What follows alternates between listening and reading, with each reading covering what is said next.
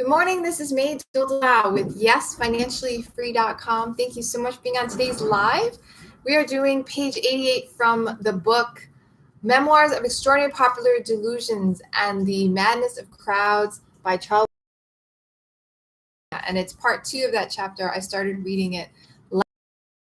So I'm excited. This is about the crazy tulip buying that happened in Holland when tulip prices went through the roof and everyone was going nuts about buying tulips.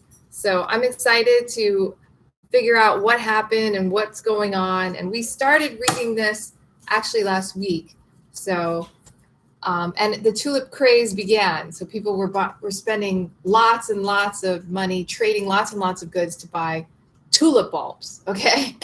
Now, just a little bit about myself. My name is May Dulao. I live in Waikiki with my husband Jamal and our 7-year-old son Jordan. We own this 2-bedroom condo and another 1-bedroom down the street, which is an Airbnb business. But back in 2011, I owned no property. I dreamed of owning property, never had. And I wanted to pay off all my debt. I had over $40,000 of credit card debts. So by 2016, I had paid off all my debt in April. And then by December 23rd, I quit my job. That was my last day. I became a full-time mommy. Part-time, I started coaching clients to do what I did, which is to create passive income while paying off debt and to create more free time for yourself. Now, when I quit my job, our family's net worth had improved by over $500,000, and I was making almost $500 a month in passive income. So that's my story. Learn more about me at YesFinanciallyFree.com. Go there, put in your first name, email address, hit the big red yes button, and you'll get the free ebook, Working Parents Guide to Financial Freedom, sent directly to your inbox. So let's begin. So I'm going to read from page 88. The link to this book is at YesFinanciallyFree.com in the blog titled The Tulipomania. I have a link right there to go directly to the free ebook. It is free. So you can read it yourself or you can follow along. And let's begin. People who had been absent from Holland and whose chance it was to return when this folly was at its maximum were sometimes led into awkward dilemmas by their ignorance. There is an amusing instance of the kind related in Blainville's Travels. A wealthy merchant who prided himself not a little on his rare tulips received upon one occasion a very valuable consignment of merchandise from the Levant. Intelligence of its arrival was brought him by a sailor, who presented himself for that purpose at the counting house, bales of goods of every description. The merchant, to reward him for his news, magnificently made him a present of a fine herring for his breakfast. The sailor had, it appears, a great partiality for onions, and seeing a bulb very like an onion lying upon the counter of this liberal trader, and thinking it no doubt very much out of its place among silks and velvets, he slily seized an opportunity and slipped it into his pocket as a relish for his herring. He got clear off with his prize and proceeded to the quay to eat his breakfast. Hardly was his back turned when the merchant missed his valuable Semper Augustus, worth 3,000 florins, or about 280 L sterling. The whole establishment was instantly in an uproar. Search was everywhere made for the precious root, but it was not to be found. Great was the merchant's distress of mind. The search was renewed, but again without success. At last someone thought of the sailor. The unhappy merchant sprang into the street at the bare suggestion. His alarmed household followed him. The sailor, simple soul, had not thought of concealment. He was found quietly sitting on a coil of ropes, masticating the last morsel of his onion. Little did he dream that he had been eating a breakfast whose cost might have regaled a whole ship's crew for a 12-month, or, as the plundered merchant himself expressed it, might have sumptuously feasted the Prince of Orange and the whole court of the stadtholder. Anthony caused pearls to be dissolved in wine to drink the health of Cleopatra. Sir Richard Whittington was as foolishly magnificent in an entertainment to King Henry V, and Sir Thomas Gresham drank a diamond dissolved in wine to the health of Queen Elizabeth when she opened the Royal Exchange. But the breakfast of this roguish Dutchman was as splendid as either. He had an advantage, too, over his wasteful predecessors. Their gems did not improve the taste or the wholesomeness of their wine. while his tulip was quite delicious with his herring.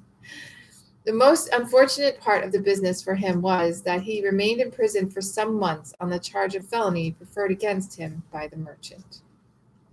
Another story is told of an English traveler, which is scarcely less ludicrous. This gentleman, an amateur botanist, happened to see a tulip root lying in the conservatory of a wealthy Dutchman. Being ignorant of its quality, he took out his penknife and peeled off its coats with the view of making experiments upon it. When it was by this means reduced to half its size, he cut its equal sections, making all the time many learned remarks on the singular appearance of the unknown bulb. Suddenly, the owner pounced upon him with the fury in his eyes, asked him if he knew what he had been doing. Peeling a most extraordinary onion, replied the philosopher. 100,000 duvel, said the Dutchman. It's an Admiral Dan van Eyck. Thank you, replied the traveler, taking out his notebook to make a memorandum on the same. Are these admirals common in your country? Death and the devil, said the Dutchman, seized the astonished man of science by the collar. Come before the syndic, and you shall see. In spite of his remonstrances, the traveler was led through the streets, followed by a mob of persons. When he brought into the presence of the magistrate, he learned to his consternation that the root upon which he had been experimenting was worth 4,000 florins, and notwithstanding all he could urge in extenuation, he was lodged in prison until he found securities for payment of this sum.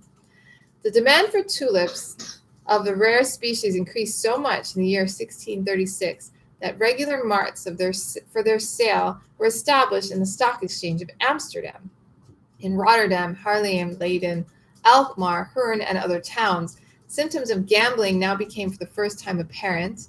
The stock jobbers, even on the alert for new speculation, dealt largely in tulips, making use of all the means they so well knew how to employ to cause fluctuations in prices. At first, as in all these gambling mania, confidence was at its height and everybody gained. The tulip jobbers speculated in the rise and fall of the tulip stocks and made large profits by buying when profits fell and selling out when they rose. Many individuals grew suddenly rich. A golden bait hung temptingly out before the people. One after the other, they rushed to the tulip marts like flies around a honeypot. Everyone imagined that the passion for tulips would last forever, and that the wealthy from every part of the world,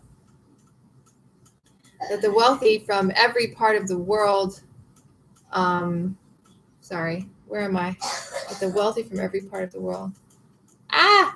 said they can't read my whiteboard.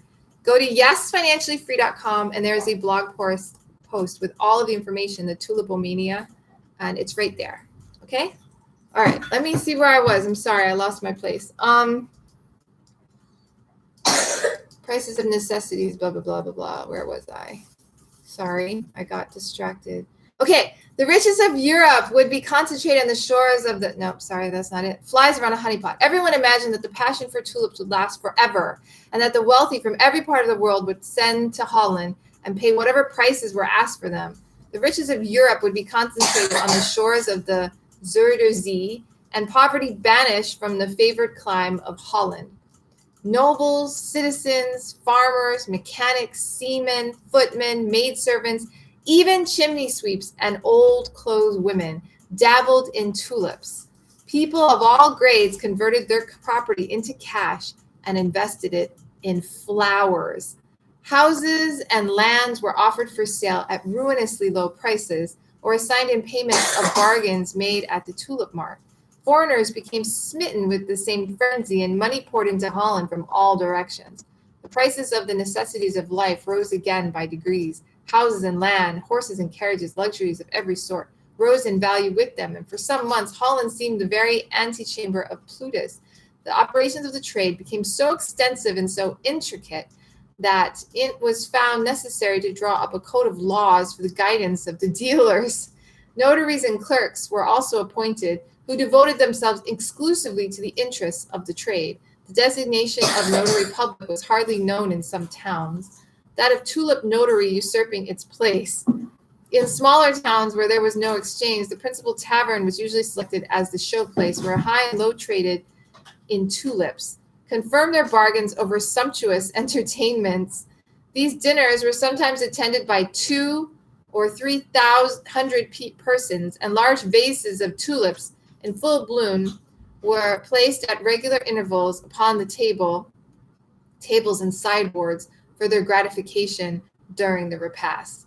At last, however, the most prudent began to see that this folly could not last forever. Rich people no longer bought the flowers to keep in their gardens, but to sell them again at cent per cent profit. It was seen that somebody must lose fearfully in the end. As this conviction spread, prices fell and never rose again. Confidence was destroyed, and a universal panic seized upon the dealers. A had agreed to purchase 10 Semper Augustines from B at 4,000 florins each. At 6 weeks after the signing of the contract, B was ready with the flowers at the appointed time, but the price had fallen to 300 or 400 florins, and A refused either to pay the difference or receive the tulips. Defaulters were announced day after day in all the towns of Holland. Hundreds who a few months previously had begun to doubt that there was such a thing as poverty in the land suddenly found themselves the possessors of a few bulbs which nobody would buy, even though they offered them at 1/4 of the sums they had paid for them. The cry of distress resounded everywhere, and each man accused his neighbor. A few who had contrived to enrich themselves hid their wealth from the knowledge of their fellow citizens and invested it in the English or other funds. Many who, for a brief season, had emerged from the humbler walks of life were cast back into their original obscurity. Substantial merchants were reduced almost to beggary, and many a representative of a noble line saw the fortunes of his house ruined beyond redemption. Okay, that's it for today. We are ending on page 91. Again, go to yesfinanciallyfree.com to see the full blog post. Click on the link there and get the full ebook. You can read it yourself, or you can see summaries that I've posted there. All my recordings are there. So if you want to learn more about the Tulipomania and how tulips went crazy in prices, then go check it out for yourself. And I'll see you again tomorrow. Aloha. Have a great day, guys. And if you're on Facebook, please like the fan page, share it. Thanks, Vincent St. J, for being on the live. I appreciate it. And I will see you again tomorrow. And if you're on YouTube, subscribe to the channel so that you get notifications of when I'm live.